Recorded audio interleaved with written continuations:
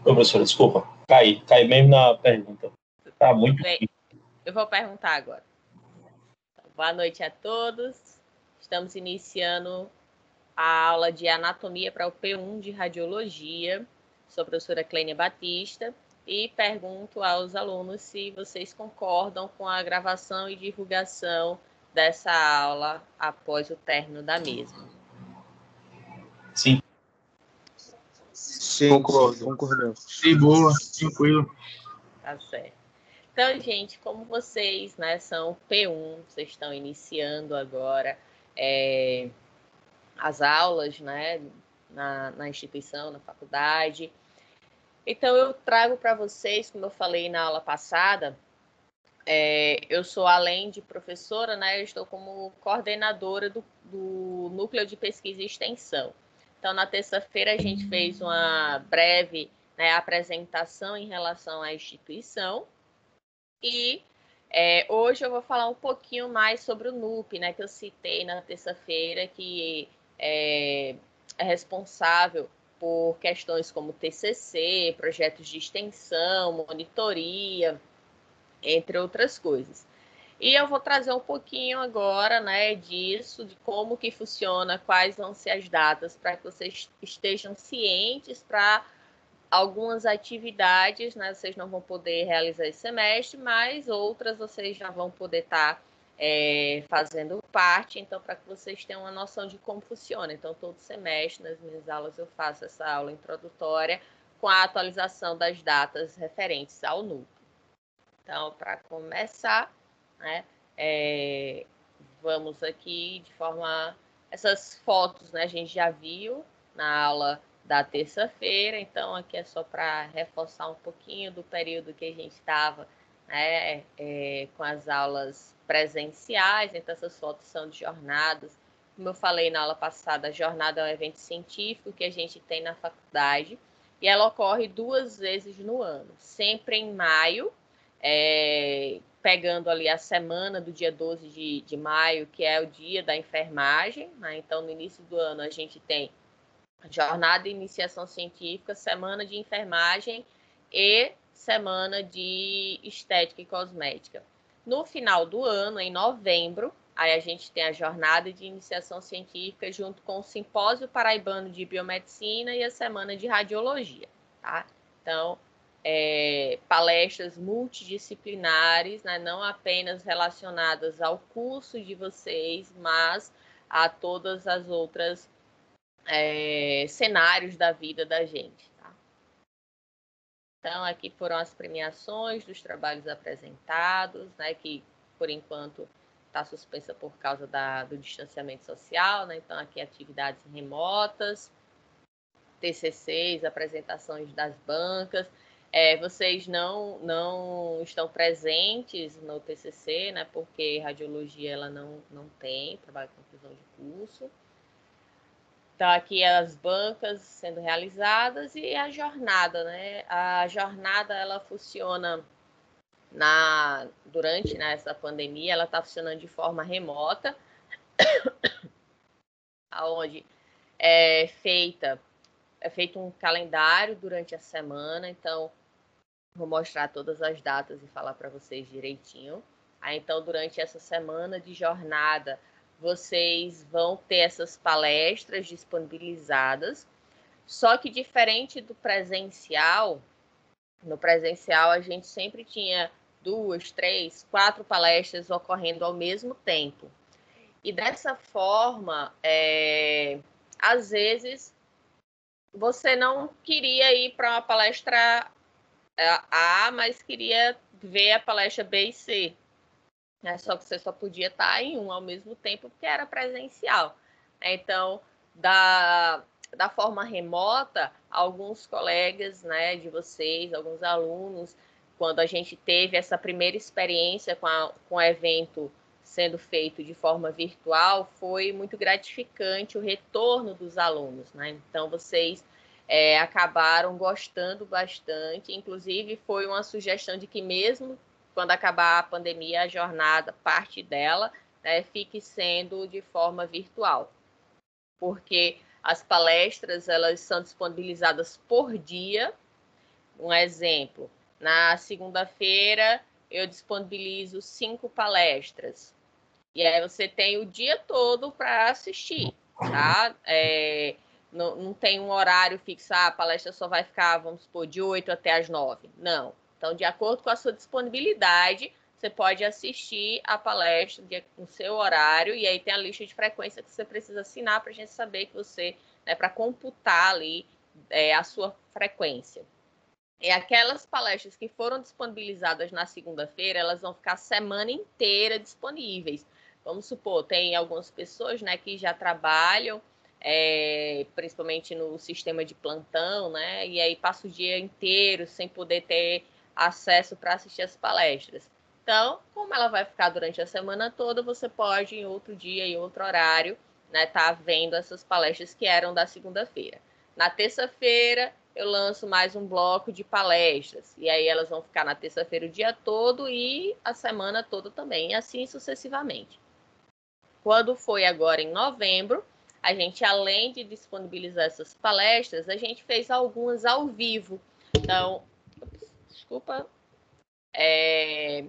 essas duas aqui, certo? São de professores, né, que atuam na área de biomedicina, porque no final do ano é o simpósio de biomedicina, né? Então, eles foram professores convidados e eles não são nem sequer aqui do estado, né? Eles atuam em outros estados e de forma virtual, ao vivo, a gente pôde estar fazendo, né, com que eles transmitissem o conhecimento deles para vocês. Então, eu fiquei como moderadora dessas palestras ao vivo, disponibilizando para vocês e através, né, de um link que eu estava com eles, eu transmiti essa palestra para todos.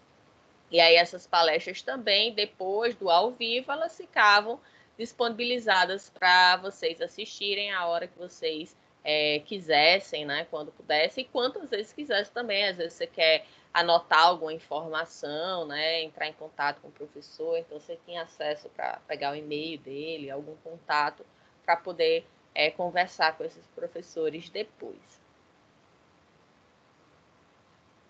Então, a gente tem, né, vamos dizer assim, os 3 principais carros-chefes do NUP, né, do Núcleo de Pesquisa e Extensão, que é a monitoria, a jornada e os TCCs. Vocês têm ideia do que é monitoria? Sim.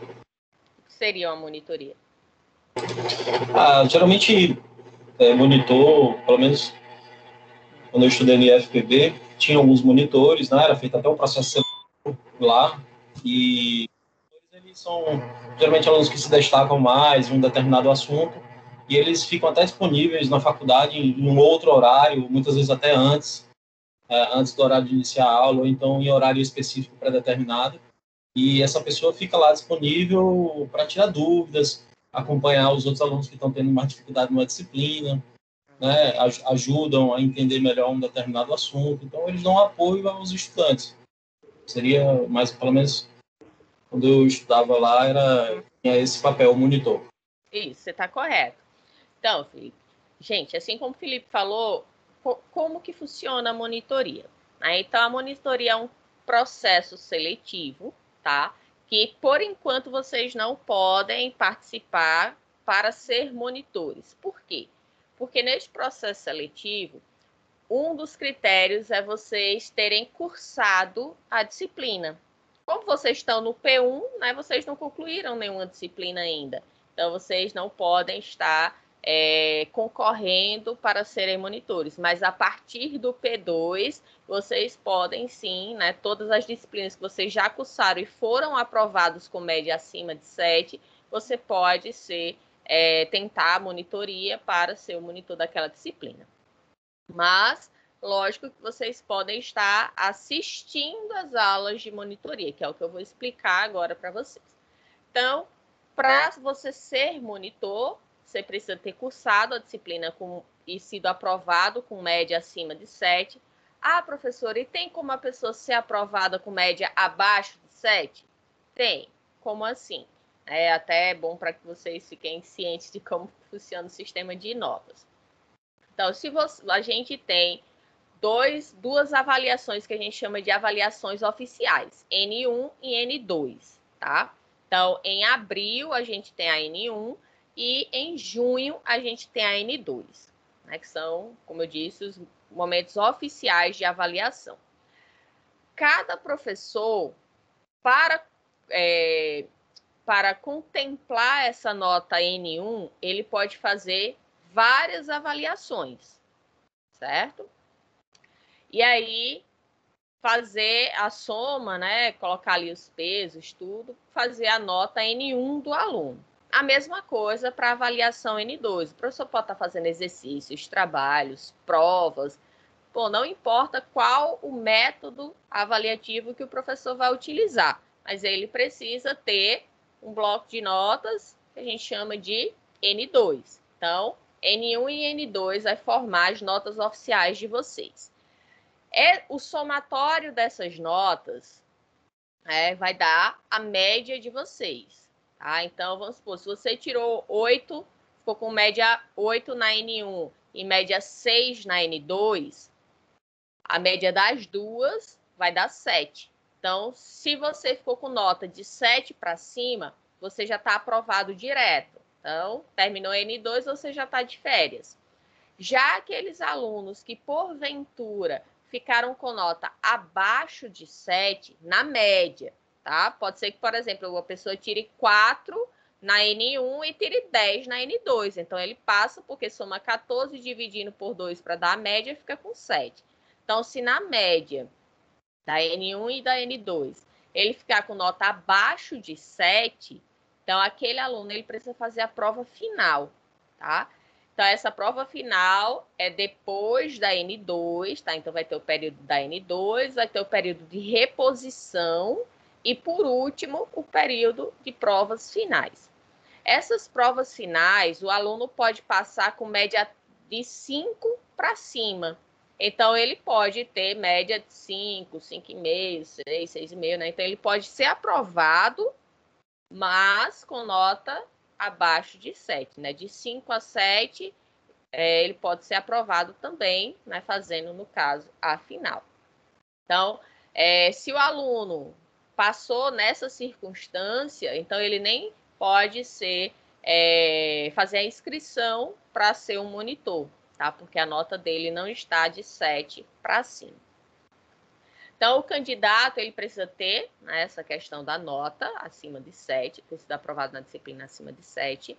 Ele precisa também fazer um processo seletivo, onde o professor vai fazer uma prova com esse candidato, tá? E essa nota, ela também precisa ser de 7 para cima. Se o candidato tirou abaixo de 7, ele já está automaticamente reprovado. E aí, soma-se a nota da disciplina com a nota da prova e dá uma média para saber a colocação dos candidatos, né? Que às vezes tem disciplinas que tem vários alunos que tentam, né? E dependendo do número de vagas que o professor disponibiliza, então aqueles melhores vão ser os aprovados para serem os monitores. A atividade de monitoria, como o Felipe falou, ela vai servir para que os demais alunos tirem dúvidas com o monitor. Então, o monitor ele vai ajudar, né? Ele vai ser tipo um professor ali. Então, ele precisa estar preparado, ele precisa estudar para poder ter o conhecimento necessário para passar as informações para os colegas. Por isso que ele precisa já ter cursado a disciplina e passar por esse processo seletivo, né? Porque se ele vai, por exemplo, ele vai fazer uma prova de monitoria para a seleção, né? E aí ele tira um 2 na prova, então ele está mostrando que ele esqueceu tudo, né? Ou quase tudo do que ele aprendeu durante a disciplina. Então ele não vai ser aprovado. Por isso que a gente tem, né, todo esse processo. Não só lá na Santa Emília, mas como o Felipe falou, na outra instituição, na UFPB. Então, todas as instituições, elas trabalham, né, com o processo seletivo para monitoria. E não é indicação. O professor, ele pode até falar com o aluno, ó, você é um excelente aluno, tal, tente o processo seletivo, certo? Então, ele vai passar, sim, pelo processo de inscrição, avaliação, tudinho, para poder ser monitor. O monitor, ele vai ter uma carga horária semanal para poder se dedicar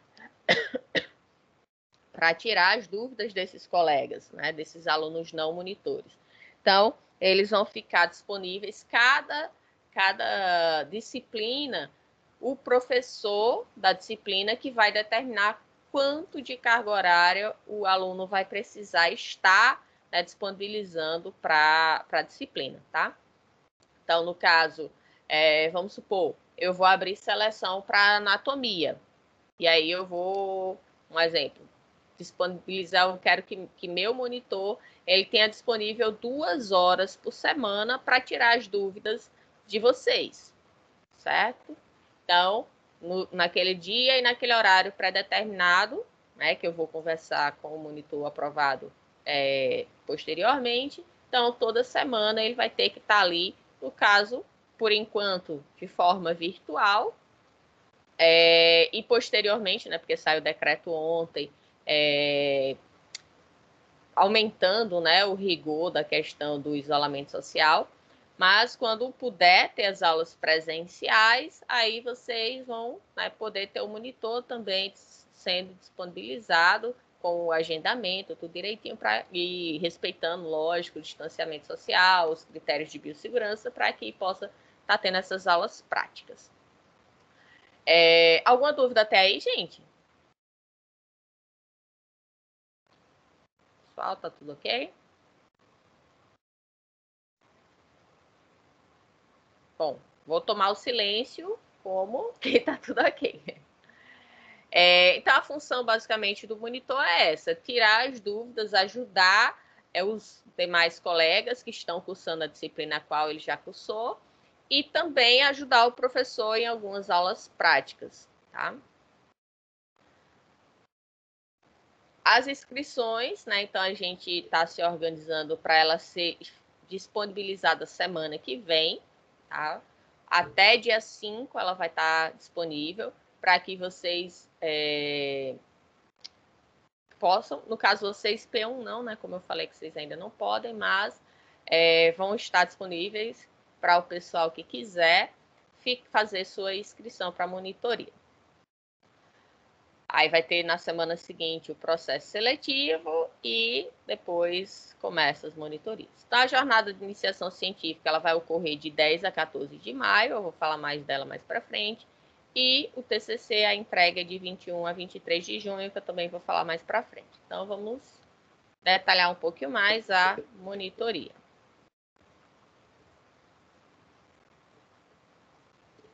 Então, edital de seleção, ele vai ser divulgado, no caso, semana que vem, tá? A gente não vai conseguir concluir tudo até aqui o dia 26, né? No caso, até amanhã. As inscrições vão ser semana que vem. As provas de seleção vão ser de 8 a 12, como eu falei, na semana seguinte, e os resultados saindo até dia 15.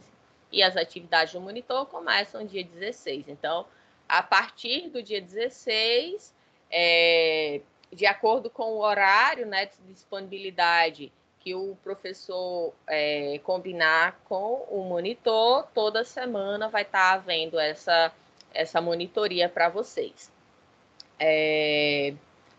O monitor vai ficar fazendo essa monitoria de forma virtual, então ele vai abrir um link para vocês, acho que pelo próprio WhatsApp mesmo, que fica mais prático.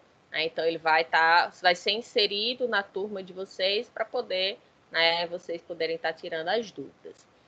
Para o monitor concluir a monitoria, ou seja, ter o direito de receber o certificado, ele precisa cumprir alguns pré-requisitos, tá?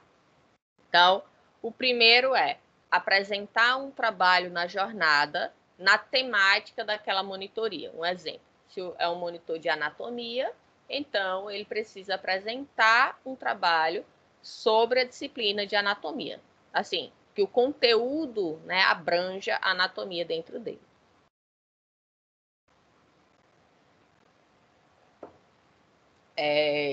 E aí ele envia o trabalho para a jornada, se o trabalho for aprovado para ser apresentado, beleza, ele cumpriu um dos critérios.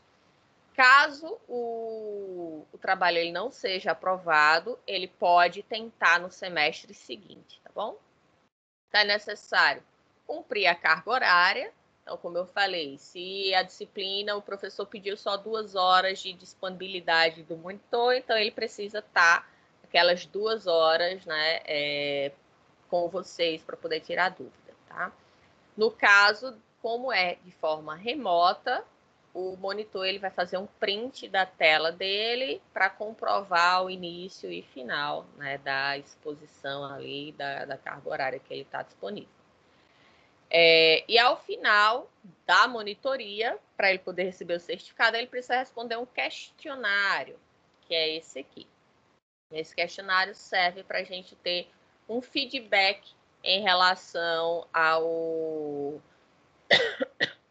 monitoria, a relação do aluno com o professor. Aí isso vai ser importante para que a gente possa, cada vez mais, melhorar a forma, né, da existência da monitoria na nossa instituição.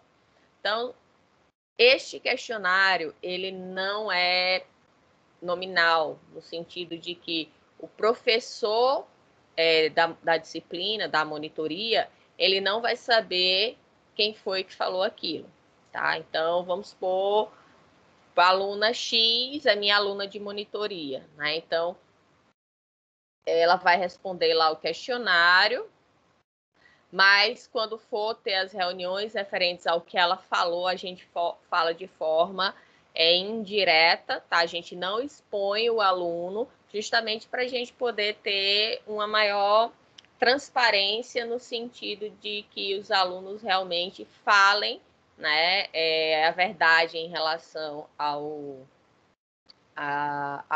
andamento da monitoria. Tá? Então, a primeira questão é quais as dificuldades foram encontradas em relação à execução da monitoria no decorrer deste semestre. Então, o que foi que o aluno monitor ele sentiu que poderia melhorar? Tá? O que foi que ele viu que tinha de dificuldade para, dependendo do que for, né, a gente tentar fazer com que o próximo semestre seja melhor. Segunda questão, em sua opinião, os demais alunos, ou seja, aqueles que não são os monitores, né, aqueles que vão assistir a aula com você, eles demonstram interesse pelas aulas de monitoria que ocorrem?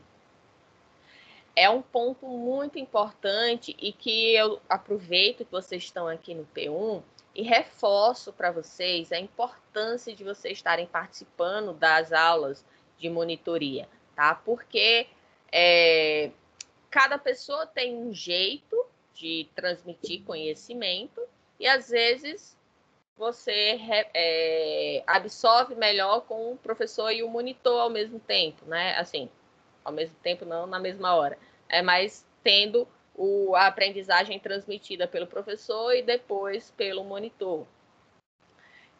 Às vezes você fica com vergonha também de tirar uma dúvida com o professor, e aí o monitor vai poder ajudar nisso, tá? O monitor vai estar lá para esclarecer o máximo possível, né, das dúvidas que vocês têm. Mas, lógico, ele também é aluno, pode ser que não seja 100% da questão do conhecimento, mas a tendência é que sempre busque ajudar cada vez mais vocês.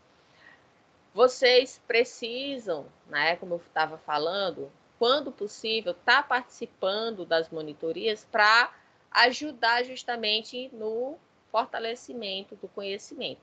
Lembra que eu falei na aula de terça-feira sobre a questão do comportamento condicionado? Então, o comportamento condicionado, no momento que você assiste a aula do professor, estuda, depois vai para a monitoria, reforçou aquele conhecimento, então cada vez mais aquilo vai estar sendo fortalecido dentro da sua memória, tá? E aí você tem aquele conhecimento mais fixado, né, dentro do seu conhecimento. Então, aproveitem a oportunidade, né, de quando tiver um monitor, vocês realmente adquirirem o conhecimento passado por eles. Terceiro, pretende concorrer novamente a alguma monitoria das SHEs? Por quê? Então, esse é outro ponto importante. porque a gente gostaria de entender, né, se por acaso o aluno ele não quer participar, o porquê que ele não quer. Ou se ele quer, o que é que tem de positivo, né, para a gente manter. Tá importante esse feedback. Algumas pessoas, elas até relatam, eu não vou concorrer novamente porque é o meu último semestre da graduação, eu vou me formar. Mas a gente abre a oportunidade de egressos também participarem, certo? Então, alunos que se formaram, eles podem sim atuar como monitores na nossa instituição. E aí, para finalizar, a gente tem mais 2 perguntas, onde vai ser atribuída uma nota de 1 a 5 para as perguntas a seguir, onde 1 é não contribui, 2 contribui pouco, 3 de forma razoável, 4 contribui muito e 5 contribui de forma excelente. Então, na questão 4 sua relação com o professor da disciplina na qual você se encontra como monitor favoreceu o seu crescimento de que forma? Tá, aquele professor, ele com... Ai, mordi minha língua. Então, aquele professor, ele ajudou, né, por exemplo, na construção do trabalho da jornada, ele lhe ajudava mandando material, ele ajudava tirando dúvidas para que você também tivesse, né, mais conhecimento para reforçar ali, juntamente com os colegas, né, que estavam assistindo a monitoria e assim por diante. E, por último, você acha que a jornada científica contribui para o seu crescimento como aluno e futuro profissional na sua área? Então, como eu estava falando no início, né, a jornada, ela traz não apenas palestras relacionadas aos cursos de vocês, mas também palestras multidisciplinares, que vai ajudar você como um cidadão, né, como um ser humano melhor, além de fortalecer o seu conhecimento dentro da sua área. E aí, você achou que isso contribui? Sim, não. Na verdade, sim, não. De acordo com as notas de 1 a 5. E, né, descrever o que é que você achou da jornada. E aí, o professor também avalia o aluno, né? Porque a gente, lógico, precisa ter os 2 feedbacks para a gente ver se está batendo ou se houve, né, algum empecilho ali, algum problema em relação à monitoria entre aluno e professor. Então, uma das coisas que o professor vai avaliar é a assiduidade do monitor, se realmente o monitor participava das aulas, né, quando solicitado, se ele cumpria a carga horária solicitada também. Na segunda, o cumprimento das atividades dentro dos prazos estabelecidos. Então, o professor ele pode solicitar algumas atividades para o monitor, inclusive a própria construção do artigo para a jornada. E aí, o professor vai dar uma nota aqui em relação à participação do aluno nisso. E, por último, o envolvimento na linha da pesquisa, né, na construção do trabalho, na disciplina, qual foi o envolvimento deste aluno. Alguma dúvida, gente? Não? Vocês estão muito quietinhos, podem falar, viu, gente? Não, professora. Certo. Então, vamos lá. Tô tranquilo aqui, professora. Tá certo. Quero que vocês participem, viu? Na aula eu não quero vocês assim, tudo caladinho, não. Quero vocês falantes também. Se fosse presencial, sentar tudo quietinho assim, podia ser só hoje, porque é segundo dia ainda, né? Primeira semana de aula, ainda não se conhece tanto. Mas já iam todo mundo se soltar. Então, vamos lá, continuando. Sim, então, só para finalizar a monitoria, existe um processo seletivo ao qual o aluno interessado ele precisa ter cursado a disciplina e ter sido aprovado com média de 7 para cima. Vai fazer uma prova, onde vai ser disponibilizado, vai ser informado, né, para vocês o dia e hora da prova e também o conteúdo que o aluno deverá estudar para fazer essa prova. Sendo aprovado, o aluno vai ter uma carga horária específica, né, dia e hora definido, para poder toda semana estar cumprindo isso, para poder concluir um dos pré-requisitos para receber a certificação, que é justamente a carga horária. Depois, apresentar o trabalho na jornada e, por último, né, responder o questionário. Então, com isso tudo, você conclui a monitoria do semestre e recebe a sua certificação, tá? De um período ali de monitoria, onde esse certificado ele faz bastante diferença para aqueles que pretendem fazer, por exemplo, mestrado, tá? Então, o currículo de vocês, quando tem uma monitoria, faz bastante diferença. Outra coisa que faz diferença no currículo é a jornada de iniciação científica. Então, a jornada que vocês vão ter a oportunidade de participar durante todo o curso, né? Então, o curso de vocês são 3 anos. Vocês podem participar de 6 jornadas, tá? Eu aconselho que vocês façam isso. Eu aconselho que vocês não se limitem apenas àquela carga horária mínima obrigatória que vocês têm das atividades extracurriculares, tá? Então, cada curso, ele tem uma carga horária mínima de atividades extras, que são aquelas atividades que não são sala de aula, né? Que não são as disciplinas. Um exemplo, enfermagem são 400 horas, tá? Porque o curso é de 5 anos, né? Então, são 400 horas.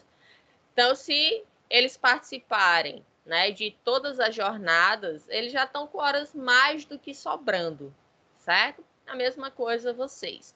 Então, não pensem em se limitar apenas àquela carga horária mínima. Sempre busquem mais, gente. Quanto mais vocês participam, quanto mais vocês assistem palestras, não só na instituição, tá? Estou falando de forma geral, eventos científicos. Então, quanto mais você participa disso, mais conhecimento você adquire, né? E quanto mais conhecimento adquire, a tendência de você ser um profissional melhor vai ser muito maior, tá? Lembrando que os eventos disponibilizados pela faculdade, esses extra, né, que vão contar, que vão ter uma certificação de carga horária, eles contam 100% para essa carga horária que vocês precisam. Já eventos de certificação que vocês adquirem fora, ele tem o valor apenas de 50%. Então, por exemplo, se você participou de um evento que era 20 horas fora da faculdade que eu digo é de outra instituição, tá? Então, aquele certificado de outra instituição que era de 20 horas vai valer só 10 horas. Se a gente disponibilizar um evento, algo que tenha 20 horas, então o seu certificado vai valer as 20 horas. Certinho? Deu para entender até aí, gente? Se tiverem dúvidas, vocês podem falar, tá? Levantem a mão. São 100 horas, né, professora? Oi? 100 horas, né, o todo? Por semestre? Não, não é por semestre. A carga horária O ela curso pelo todo, 100 horas. Para o curso, Então, radiologia, durante todo o curso, tem aquela carga horária, certo? No caso, como eu citei, na enfermagem, durante os 5 anos, eles têm que ter 400 horas. Que durante 5 anos você facilmente conseguiria, tá? Lógico, se você tem interesse, né? Se o aluno não tem interesse, já vi muitos alunos, por exemplo, comparando 400 horas de enfermagem com 100 horas de radiologia, é bem pouco, né, o de radiologia. Só que mesmo assim já chegou gente para colar grau, porque você só cola, se estiver faltando 1 hora, vocês não colam grau, tá? E teve gente que chegou para colar grau no mês seguinte e não podia colar grau porque faltava horas. Certo? E aí, desesperado, tentando achar curso em tudo quanto fosse canto para poder fazer, para concluir aquela carga horária. Então, para que, né, fazer isso, ter essa agonia, ter esse desespero, se você pode ter tempo suficiente, com calma, com aprendizado, né, com certificação direitinho, com tudo, né, durante o curso. Então, fiquem atentos a isso. Então, a jornada de iniciação científica. A gente vai iniciar as inscrições no dia 22 de março e se encerra dia 5 de maio, tá?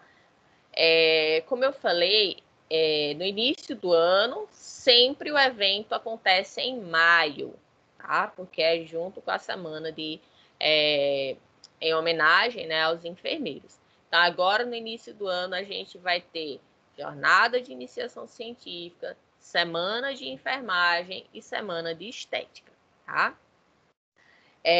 Professora, então quer dizer que a gente de radiologia não faz? Nananina, não. Como eu falei, é multidisciplinar e sempre vai ter palestras de todos os cursos, certo? Durante a jornada. A diferença é que a gente vai voltar mais palestras para o pessoal de enfermagem e estética, mas vai ter palestra de radiologia, vai ter palestra de biomedicina, vão ter palestras multidisciplinares, tá? Então, sempre vai ter conhecimento para todos os cursos. É só para poder, né, dentro do nosso evento, contemplar durante o ano os cursos que a gente tem. Quem tiver interesse em escrever um resumo expandido para a jornada, o envio deste resumo, que deve ser escrito antes, né, ele vai ser enviado entre o dia 19 ao dia 23, certo? Então, ele deve ser escrito antes para poder ser enviado dentro desse prazo. E aí, seguir, né, todos os parâmetros do edital, que eu vou estar enviando para vocês posteriormente. E quem tiver interesse, né, pode estar escrevendo esse resumo expandido. Então, é um trabalho onde vai ter introdução, com a parte de contextualização, justificativa, pergunta norteadora, hipóteses, objetivos. Vai ter a metodologia, com os materiais e métodos a serem utilizados. Vai ter a questão do resultado de discussão, né, onde vão ser apresentados os principais resultados ali, discutir o que eles significam e finalizar com a conclusão. Agradecimentos e referências bibliográficas, né? Tudo sempre seguindo as normas da ABNT para citação e referência. Inclusive, o curso que eu coloquei hoje, tá? Sou eu que vou ministrar, o curso de escrita científica. Se vocês tiverem interesse, fala justamente como escrever trabalhos científicos, né? A escrita científica, independente se é um artigo, se é um resumo expandido, se é uma monografia, se é uma dissertação, se é uma tese. Bom, não importa o grau de complexidade do trabalho, o curso ele ajuda a dar direcionamento para você estar construindo seu trabalho científico, tá bom? Inclusive trabalhos das disciplinas, tá? Onde eu falo sobre regras da ABNT, questão de plágio, entre outras coisas. E aí o evento em si, sim, dia 3 de maio, né, como é que chama? Os trabalhos que foram aprovados serão divulgados e dia 10 a dia 14 de maio será a jornada, será o evento, tá? O evento, mais uma vez, ele será de forma remota, tá? Com as palestras virtuais. A gente pode estar fazendo algumas ao vivo também, onde vocês podem estar interagindo, né, e tirando dúvidas com os palestrantes.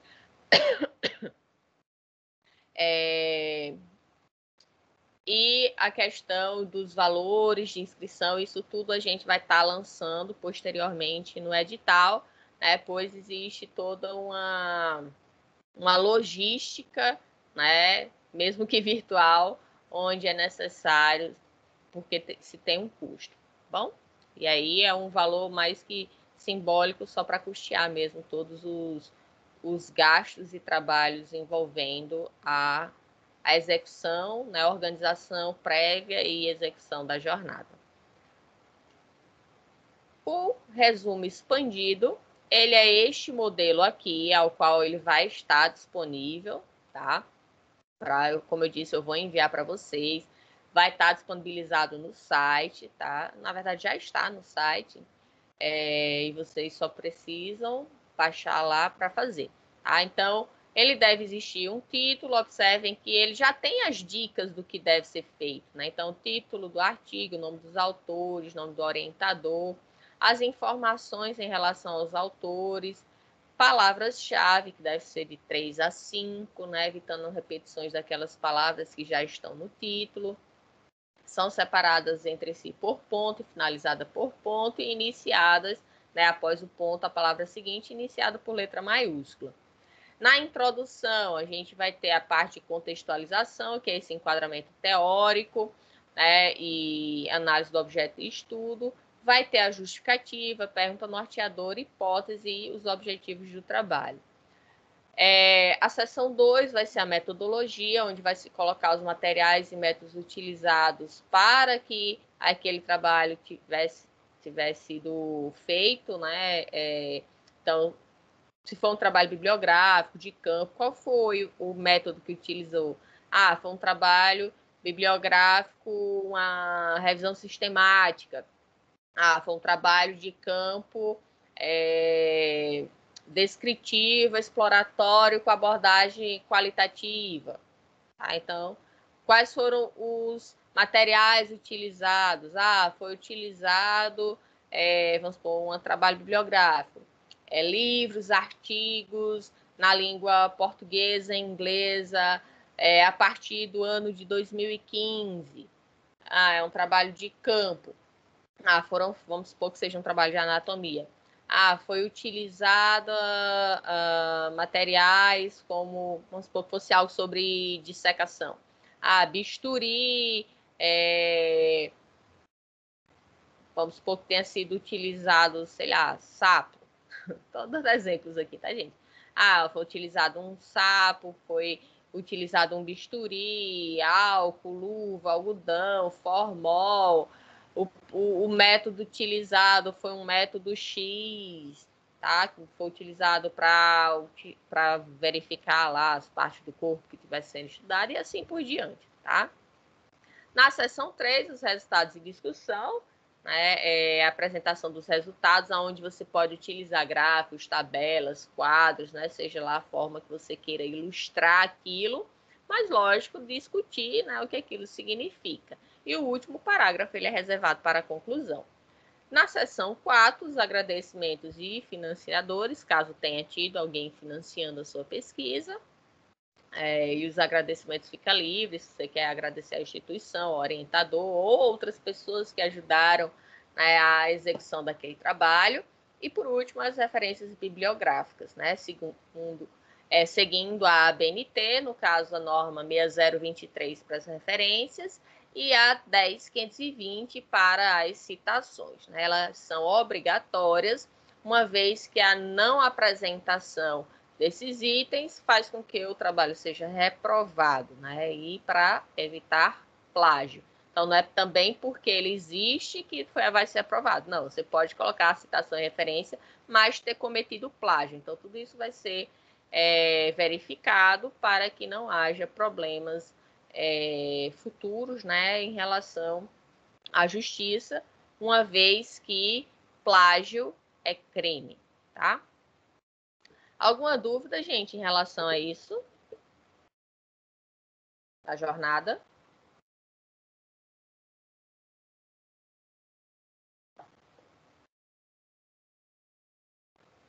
Não? Não, professora. Ok. Então, vamos continuar. O TCC, como eu falei, não é algo que vocês fazem parte, se bem que eu nem vi a grade nova de vocês agora se tem, tá? Antigamente tinha, não sei se retornou. Mas, se eu não me engano, a professora Luciana falou que tem ontem. Pronto. Eu não sei se estou me equivocado, mas parece que ela falou que tem. Pronto, é porque mudou. A grade de vocês é uma grade nova. Aí, como eu ainda não peguei ela toda, aí eu não tô sabendo. Mas o TCC, né, que a gente tem, por exemplo, esse semestre, daqui que vocês finalizam vai demorar um pouquinho, né? Mas esse semestre a gente tem só biomedicina e enfermagem. Então, mais para frente, depois, vocês também vão apresentar. Então, eu vou estar falando aqui um pouquinho para que vocês saibam como que funciona. Então, existe um período onde o trabalho ele é construído. A forma que a gente trabalha hoje é com a disciplina de TCC1 e TCC2, tá? Então, os alunos eles passam um ano. Se eu não me engano, na grade nova só vai ser um período, não lembro agora, pelo que eu vi por cima, mas eu não sei exatamente de radiologia, né? Mas posteriormente isso vai estar sendo informado na grade de vocês. Então, os alunos eles passam um ano construindo esse trabalho, tá? Então, não é que eles fazem uma coisa no TCC1 e depois fazem outra completamente diferente no TCC2. Não. Eles iniciam o trabalho no TCC1 e vão dando continuidade a ele até o final do TCC2, tá? Então, é uma construção contínua, é um trabalho só que os alunos eles têm. Então, a data de entrega, né, desse trabalho para ser apresentado para a banca, então, os alunos eles vão enviar para o NUP de 1 a 4 de junho, tá? E aí as apresentações às bancas serão do dia 21, 22 e 23 de junho, tá? Então, 3 dias onde os alunos vão ter manhã, tarde e noite para poder estar fazendo essa apresentação para as bancas. E aí, após a apresentação das bancas, que no caso, até então vai ser virtual, né? A banca vai dar sugestões para a melhoria daqueles trabalhos e, em cima disso, o aluno ele vai pegar essas sugestões, essas correções e colocar isso no trabalho deles, tá? As sugestões, lógico, como não está dizendo, é sugestão, o aluno pode ou não acatar, mas as correções eles devem fazer, né? E aí coloca nesse trabalho e eles entregam o que a gente chama de a versão final. Então, tem a versão para a banca, que é a que vai ser corrigida, e tem a versão final, que é a versão que vai ficar, né, arquivada na faculdade como sendo o seu TCC. Tá? Todos os trabalhos, eles precisam ter um orientador. Este orientador é um professor da faculdade, a qual o aluno faz um convite, tá? Por exemplo, vocês de radiologia, qualquer professor da faculdade pode orientar, independente de ser de radiologia ou de ser de outro curso, tá? Não importa, qualquer professor da faculdade. Na verdade, só professor da faculdade que pode orientar. E aí vamos supor que tem um aluno que quer solicitar para a professora Luciana. Aí você entra em contato, né, com a coordenadora, a professora Luciana, e diz: professora, eu gostaria que a senhora fosse minha orientadora no trabalho TCC, que eu quero desenvolver uma pesquisa sobre tal assunto. E aí o professor, né, pode ou não aceitar o convite, tá? O professor ele não é obrigado a aceitar a orientação, não. Até porque isso vai variar vão ter vários fatores que vão poder fazer com que o professor aceite ou não. Exemplo, um deles é a questão da afinidade com o tema. Ai, mordi a língua de novo. Pode ser que o professor ele não tenha afinidade com aquele tema que você quer trabalhar. Então, o professor acha que é melhor você buscar uma outra pessoa que domine mais aquele conteúdo. Isso pode ser um motivo. Às vezes, por exemplo, no caso, vamos supor, de enfermagem, né, que tem muitos alunos. Às vezes, um professor ele já está muito sobrecarregado, já tem muitos orientandos. Aí ele diz, não, ó, infelizmente... eu já estou muito cheia, não tenho como pegar mais trabalhos. E assim por diante, tá? Então, é um convite que vocês fazem. Eu sugiro, quando chegar, né, lá na frente, na vez de vocês, quando vocês conversarem com os professores, que vocês já tenham uma ideia do que é que vocês queiram fazer, tá? Não chega assim de mão abanando, um exemplo. Eu quero, professora, quer ser minha orientadora? Eu, por exemplo, a primeira coisa que eu vou perguntar é com o quê? Qual é o tema que você quer? Não sei. Não, né, gente? Não faça isso com vocês mesmos, não. Se você que vai desenvolver o trabalho não sabe o que você quer, não vai ser o professor que vai saber, tá? Você pode até mudar, vamos supor, você chega com uma sugestão e o professor conversa com você e você muda, ele dá uma outra ideia. Pode acontecer, mas não chegue de mão abanando, não. Porque quem vai construir o trabalho é você. Independente de quanto tempo seja, se vai ser só 6 meses ou vai ser um ano, é você que vai estar construindo aquele trabalho. É você que vai estar se dedicando àquilo. Então, quem aqui vai ser meio contraditória a minha pergunta, mas quem aqui gosta de estar fazendo algo que não tem afinidade? Ninguém, né, gente? Então, se você pode estar trabalhando, se você pode estar estudando, se aprofundando algo em algo que você gosta, que você quer, lógico, vai render muito mais aquele trabalho, certo? Uma sugestão que eu dou é sempre que vocês escolham temáticas as quais vocês têm afinidade, tá? As quais você queira trabalhar quando se formar. Eu quero, vamos supor, trabalhar com a área de radiologia forense. Então, construa seu TCC nessa área. Por quê? Porque todos os colegas, eles passaram pelas mesmas disciplinas, tiveram o mesmo nível, né, de conhecimento passado para eles. Só que no momento que você vai passar ali, ou 6 meses, ou 1 ano, desenvolvendo uma pesquisa mais aprofundada sobre aquele tema, então você vai aprender mais, né? Então, você vai ter um diferencial em relação àquela temática. Então, a minha sugestão é que vocês realmente se identifiquem com o tema e, de preferencialmente, que seja algo que vocês queiram atuar quando vocês se formarem, certo? Dúvidas aí em relação ao TCC?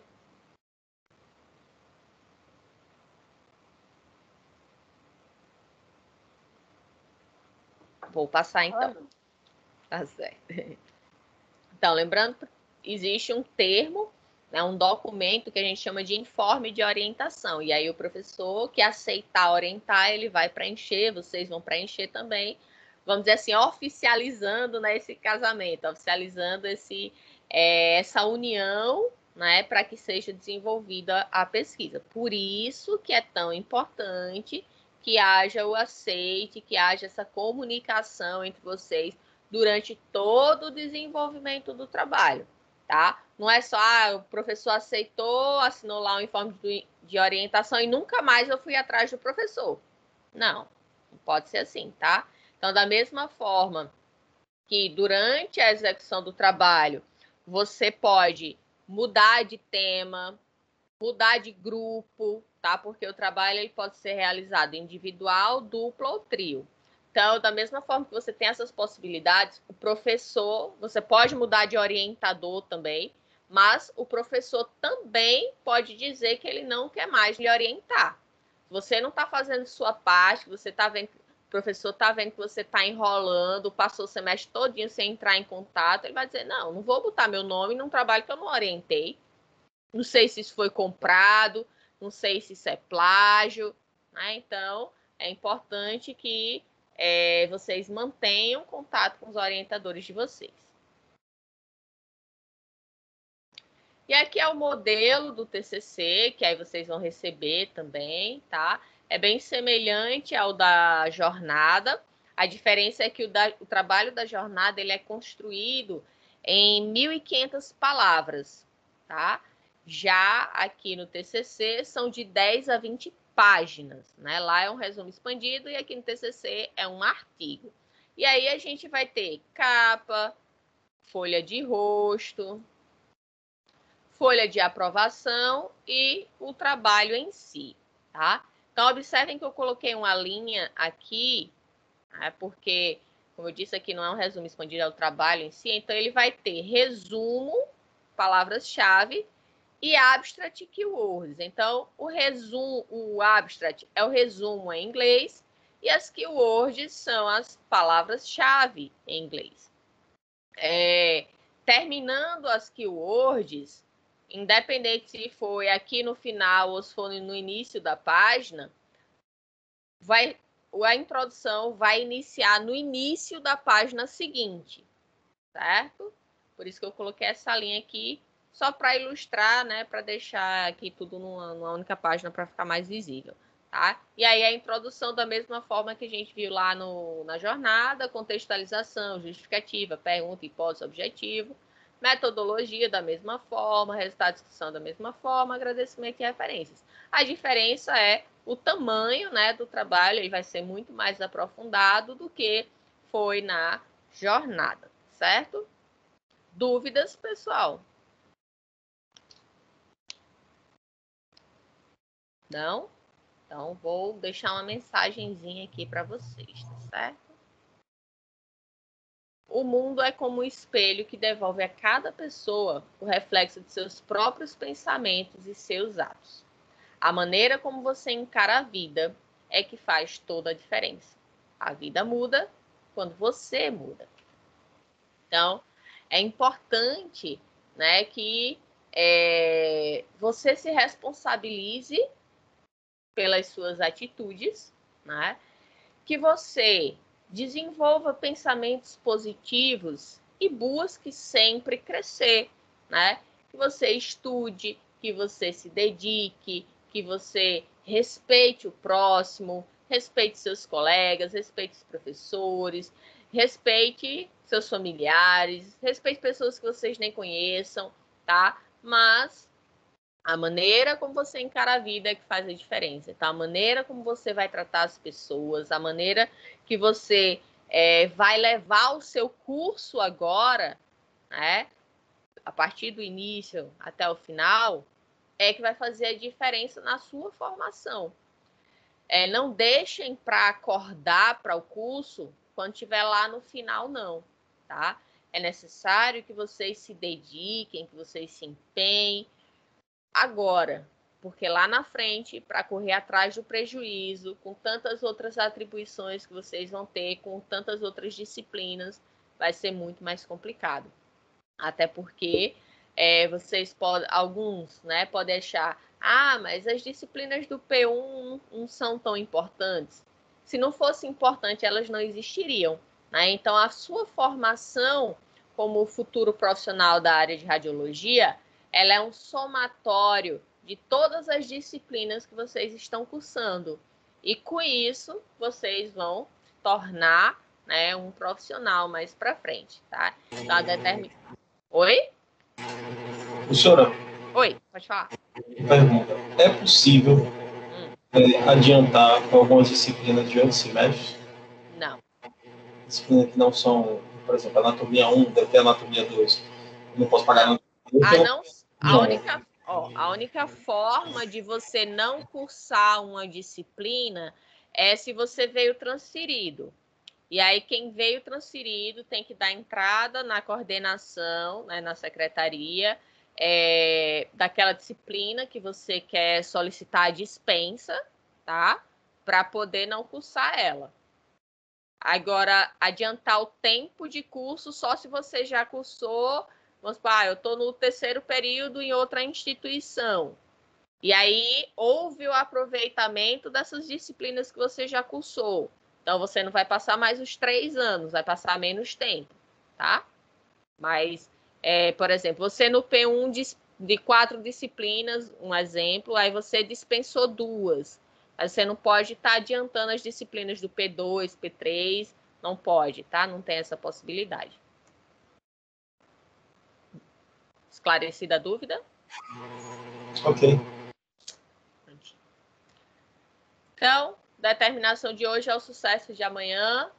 Não deixem para amanhã o que vocês podem fazer hoje, tá? Se for empurrando com a barriga, infelizmente o resultado da sua formação vai ficar aquém do esperado, certo? Façam por onde, porque, como eu disse, né, o tempo não vai voltar, certo? E vai só se acumular as dificuldades que vocês, porventura, venham a ter. Então, por exemplo, vocês vão ter disciplinas agora no P1, no P2. Aí vocês podem, não é disciplina, vamos supor, não é disciplina prática no sentido de eu ir para um hospital trabalhar. Tá, a disciplina em si, ela pode não ter essa dinâmica, mas ela tem conhecimento que será necessário para você chegar lá na frente e saber utilizar na prática, certo? Então, é importante que vocês, né, levem a sério a formação de vocês. Então, meu contato, gente, é o klenia.batista@outlook.com. Eu vou estar sempre enviando o e-mail para vocês com o material da disciplina por este e-mail, tá? E aí depois, eu não sei se vocês já se organizaram em relação ao e-mail da turma, mas é importante que vocês criem para a gente poder estar enviando material. Esse e-mail do NUP, ele vai sofrer uma alteração, né? Porque agora a gente não é mais do grupo Uniesp. Eu vou fazer um outro para poder estar disponibilizando para vocês. Então, estou como coordenadora do Núcleo de Pesquisa e Extensão, estou como coordenadora do Comitê de Ética e Pesquisa lá da faculdade, sou docente, né, da Santa Emília, e também sou professora do Programa de Residência Multidisciplinar do Hospital Pediátrico Arlinda Marques, ao qual existe, né, uma parceria entre essa residência e a Santa Emília de Rodar, onde eu e alguns outros professores, né, somos docentes, contribuindo para a formação desses residentes. Certinho? Alguma dúvida? Dúvidas, pessoal? Então, Não, professora. Tudo certo, nada errado. Então, vamos começar agora com a disciplina propriamente dita. A gente ainda tem um tempinho. Eu vou passar para vocês aqui o conhecimento referente às nossas avaliações, tá certo? Falar um pouquinho da disciplina, o que é que a gente vai ver. E aí, nas próximas aulas, a gente começa com o conteúdo propriamente dito. Então, na ementa da disciplina, né, a introdução ao estudo da anatomia, com conceitos básicos de anatomia humana, as nomenclaturas, os aspectos morfofuncionais dos sistemas, esquelético, articular, muscular, linfático, circulatório, respiratório, digestório, né, entre outros que a gente vai estar falando aqui durante o nosso semestre. Essa anatomia é uma anatomia, vamos dizer assim, mais geral, tá? Depois vocês têm uma que é chamada anatomia seccional, que é mais específica para a radiologia, e aqui é uma anatomia mais geral, certo? E no caso, né, é voltada para a humana. Se eu não me engano, vocês têm uma disciplina para anatomia ou radiologia veterinária, certo? Mas aqui a gente vai se limitar à questão da anatomia humana mesmo. Os objetivos da disciplina é proporcionar ao aluno o entendimento dos fundamentos anatômicos que suportará as competências básicas da área de saúde, no caso para vocês da área da radiologia, e compreender os aspectos morfofuncionais dos sistemas orgânicos. Uma das coisas que vão se complementar, né, como eu falei, o conhecimento de uma disciplina vai complementar de outra mais para frente, é o vínculo que existe entre anatomia e fisiologia, tá? Então, vocês também têm a disciplina de citologia e histologia, não é? Ou é biologia básica? Citologia e histologia. Pronto. Então, quando vocês na disciplina de citologia e histologia, ela já complementa também um pouco da anatomia, que vai complementar a fisiologia, e todas, como vocês estão vendo, elas vão se somando. Então, essas 3 disciplinas eu ministro também, tá? Então, eu dou aula de citologia e histologia, dou aula de anatomia e dou aula de fisiologia. Com vocês, esse semestre, eu estou só com anatomia.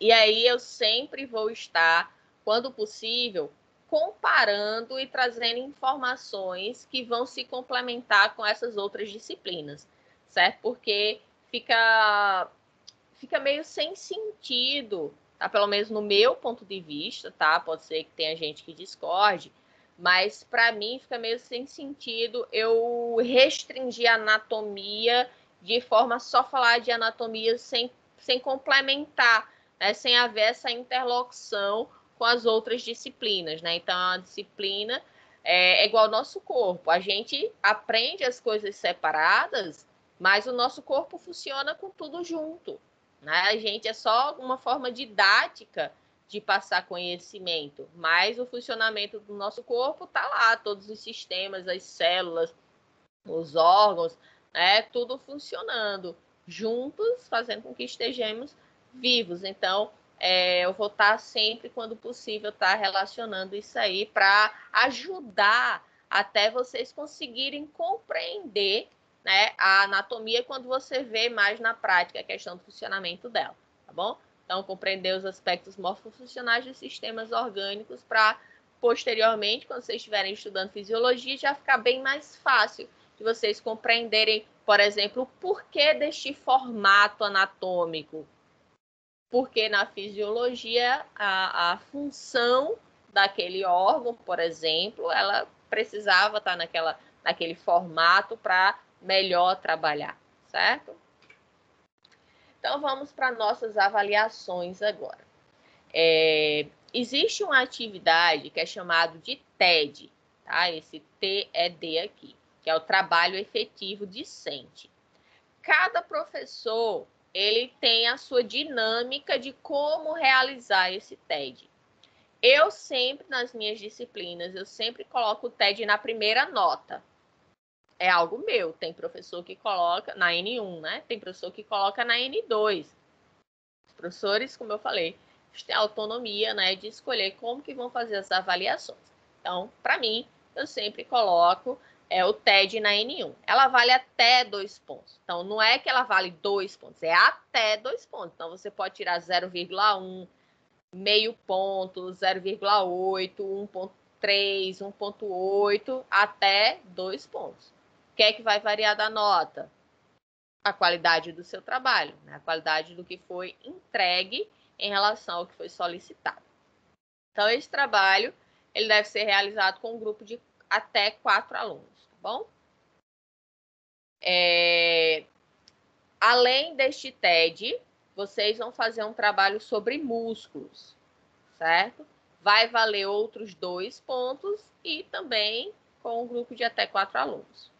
E a gente tem a nossa prova discursiva. Isso aqui eu vou explicar no próximo slide como serão feitos, tá? O que é que vão ser exigidos tanto no TED quanto no trabalho. Então, a nossa prova discursiva ela vai valer até 6 pontos. E aí, somando os 6 pontos da prova discursiva, mais os 2 pontos do TED, mais os 2 pontos do músculo, a gente fecha a nossa N1 pode chegar, né, até 10. Nossa avaliação vai ser dia 15 de abril e vocês devem entregar estes trabalhos, não só o TED, mas o de músculo também, no dia da prova. Certo? Vocês podem enviar um único e-mail com os 2 trabalhos. Aí a gente finaliza a nota N1, certo? Alguma dúvida até então? O que é essa prova discursiva? Discursiva. É uma prova do conhecimento da disciplina que a gente vai ter visto até então. É feito pelo Google Forms? Como é que está sendo? Isso. Eu estou fazendo pelo Google. Tá? Eu estou falando sobre a disciplina, professora.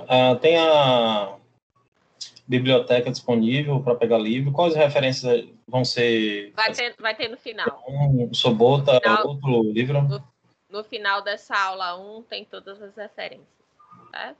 Lógico que vocês podem estar utilizando outros livros também, tá? Não é obrigatório ficar restrito a esses livros que eu coloquei, não. Livro de anatomia é livro de anatomia, não muda muita coisa, não.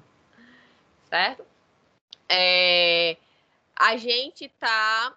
O pessoal do Grupo Neves, né? Ele tá vendo como que vai fazer a questão da nossa biblioteca virtual, que a gente tinha antes, né? Junto com o Grupo Uniesp. Então, com a Universidade do Brasil...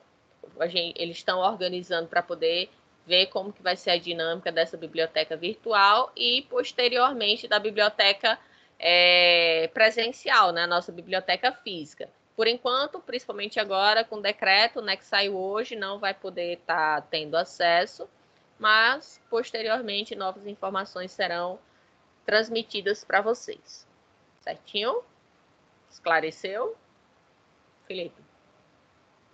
Ok, eu não gosto muito do virtual, não, eu prefiro do livro. Eu também.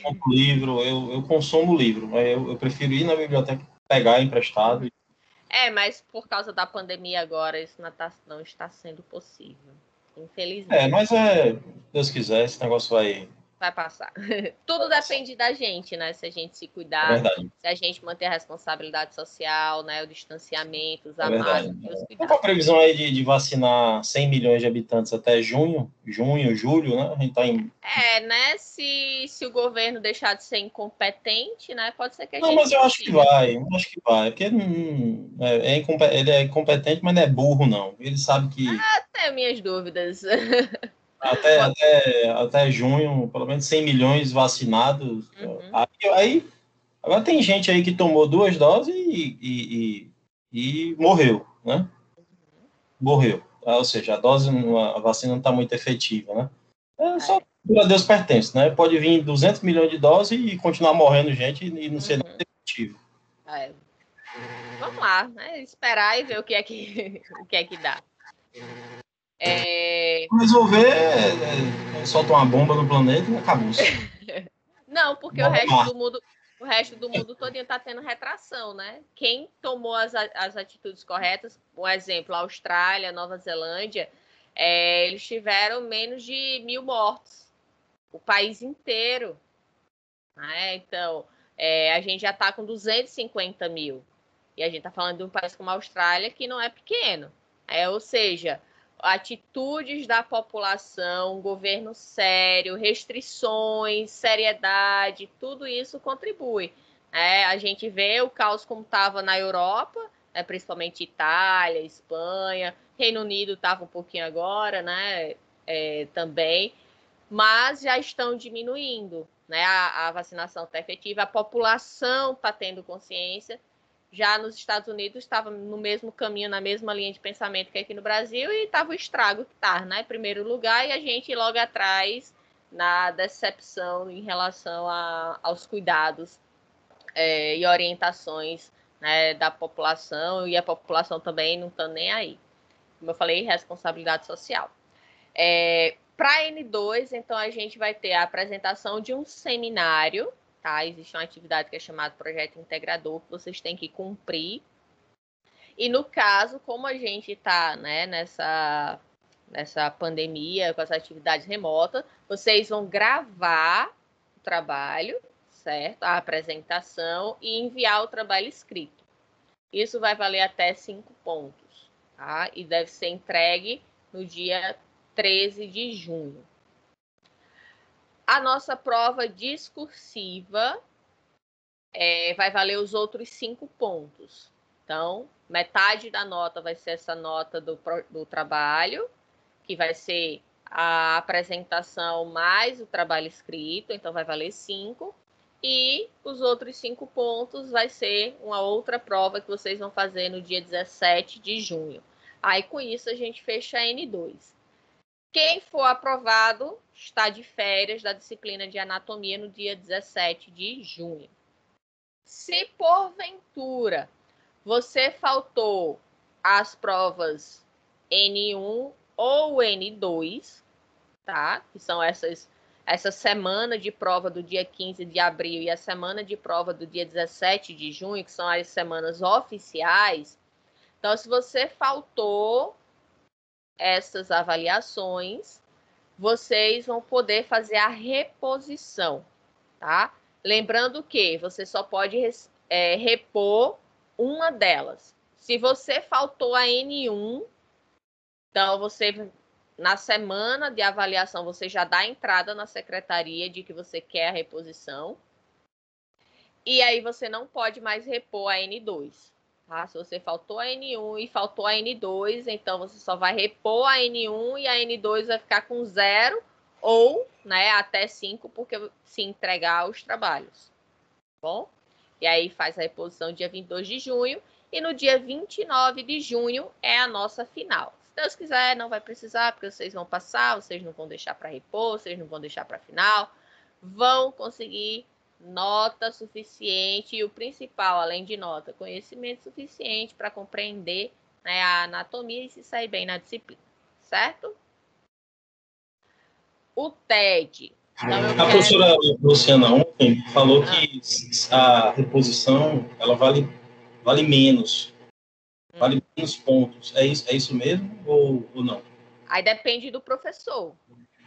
Ah, tá. Com você nessa disciplina, não, né? Não. Não, beleza. Tá. Então, TED, eu quero que vocês coloquem... Oi. Porque eu estou anotando tudo.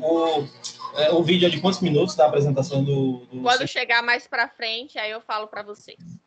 Certo? Como vai ser o que vocês têm que gravar esse vídeo. Como é só para N2, então tem muito tempo. Tenham calma. Certo? Então, o TED de vocês é colocar o significado dos seguintes termos anatômicos: epônimos anatômicos, ocioide, vertebrado, sesamoide, cartilagem epifisária e viscerocrânio. Então, eu quero que vocês o TED é só colocar o significado disso aqui. E o trabalho sobre músculo, eu quero que vocês descrevam 3 músculos de cada uma dessas partes do corpo. Membros superiores, vocês vão escolher 3 músculos e vão descrever eles. Da face, vão escolher 3 músculos e descrever eles. Dos membros inferiores e da cintura pélvica, tá bom?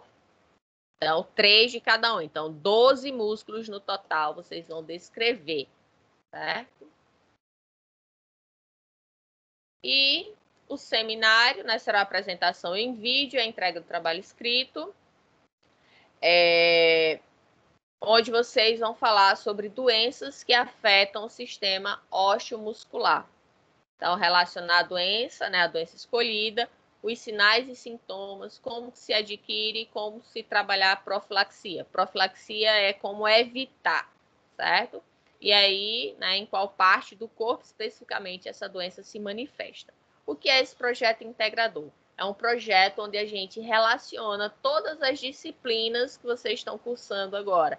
Por isso que na temática eu escolhi, né, sistema osteomuscular, justamente para que vocês possam estar relacionando outras disciplinas que vocês estão cursando agora para colocar em prática no projeto integrador. Relacionar o máximo possível. Lógico que tem alguns que ficam mais difíceis, mas o que for possível colocar e relacionar, vocês façam, certo? Alguma dúvida? Não? Então, a gente encerra por aqui. Na próxima aula, continuamos aqui com o conteúdo propriamente dito de anatomia, certo? Então, boa noite a todos, que eu tenho uma outra aula agora, tá bom? A gente se encontra, então, na terça-feira. Se cuidem, tá? Se protejam, fiquem com Deus, responsabilidade social e até semana que vem. Bom, gente?